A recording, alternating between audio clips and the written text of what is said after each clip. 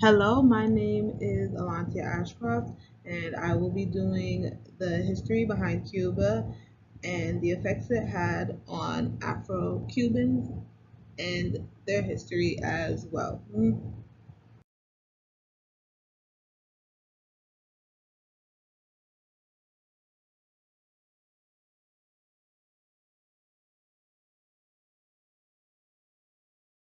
The exploration of the island known as Cuba today, the island was originally inhabited by a group of people known as the Taínos.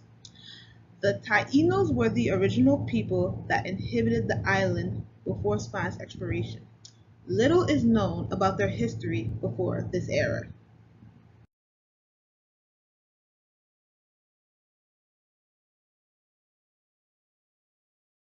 During the time of the invasion of the island, the Taínos did their best to fend off the Spanish explorers with their chief leader, who was unfortunately killed in the year 1512. And even though they tried to hide in palenques or shelters, the population was soon destroyed.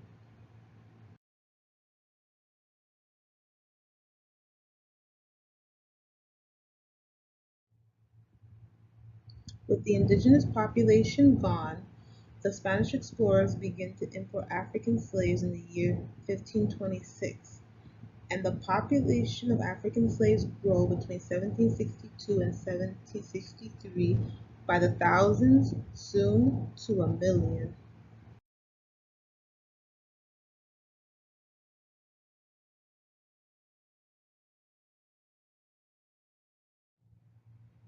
As the African slave population grew, so did the need for a rebellion led by a man named Jose Antonio Aponte in Camagüey province, which led to the first trial for independence in Cuba.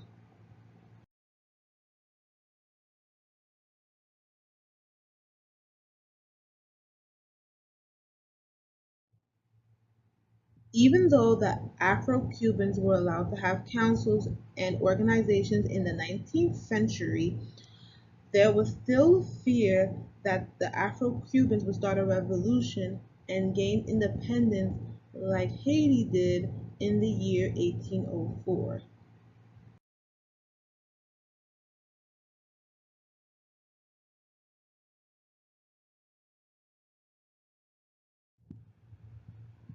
A man named Jose Marte had a vision of bringing men and women together for social justice in Cuba, along with a woman named Mariana Grajales Coelho, who had her children join in the forces, eventually losing 9 out of 10 in the battle.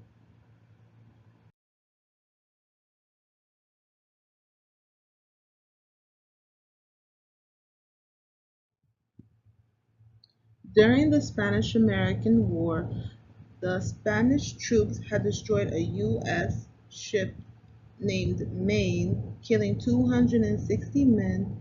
So to keep watch of Spain, the U.S. sent troops to occupy Cuba.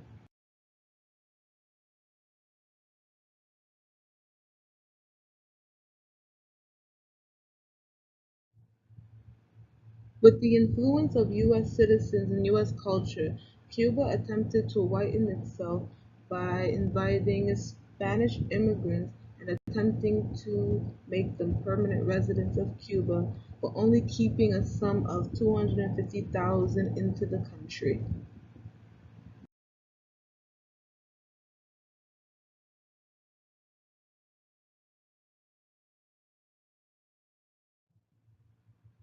Realizing the only way to improve yourself was through education and to gain equality, Juan Galberto Gomez realized this and started putting programs together such as black education, recreational centers, and social aids like Brotherhood.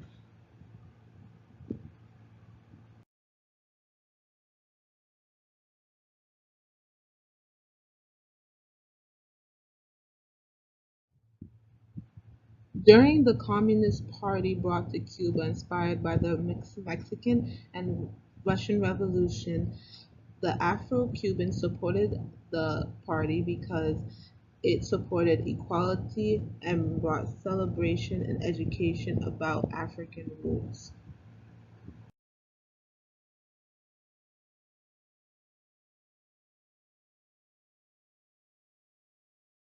There was still racial discrimination in Cuba still going on, where even President Batista, a mulatto, was discriminated against in certain places. It went on from restaurants to in the workforce, and the political Socialist Party had dedicated itself to ending racial discrimination.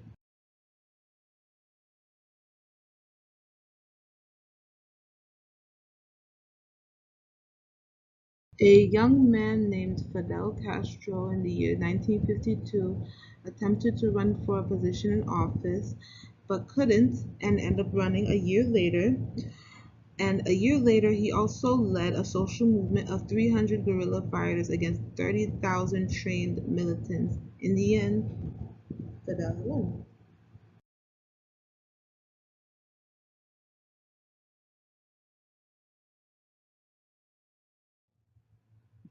Since the reform in Cuba, the country has based its privilege on education and nationalism, while in the meantime, white Cubans started to fled to Miami. The black Cubans stayed in the country gaining education.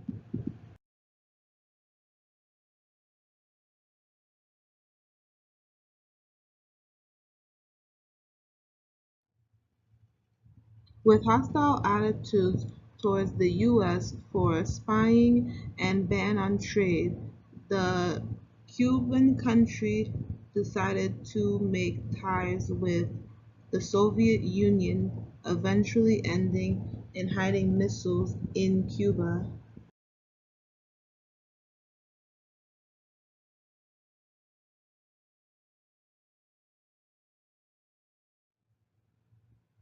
Due to the racial discrimination in Cuba, Castro tried to lighten the situation by representing people of color, women, and young people, and promoting black politicians into political parties such as the Fifth Party.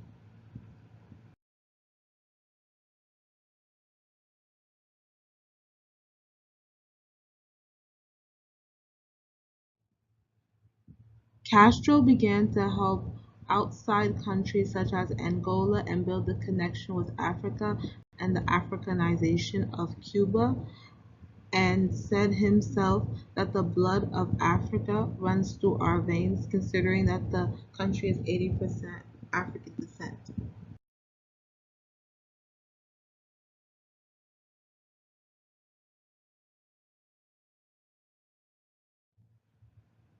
Other Caribbean islands started to make connections with their African roots. Also in the US, Cuba made this connection when meeting Michael Manley and also attending his funeral in 1997. This helped build connections all over the Caribbean.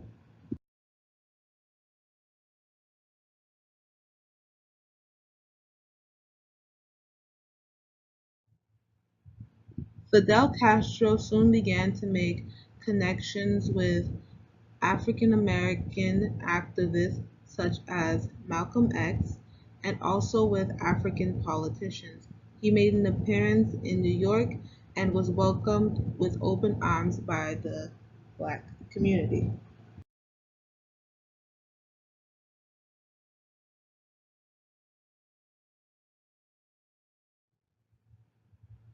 Cuba still faces economic and social problems today through riots and political acts which have affected the economy and the people in the country. Cuba still tries to create equality and equal rights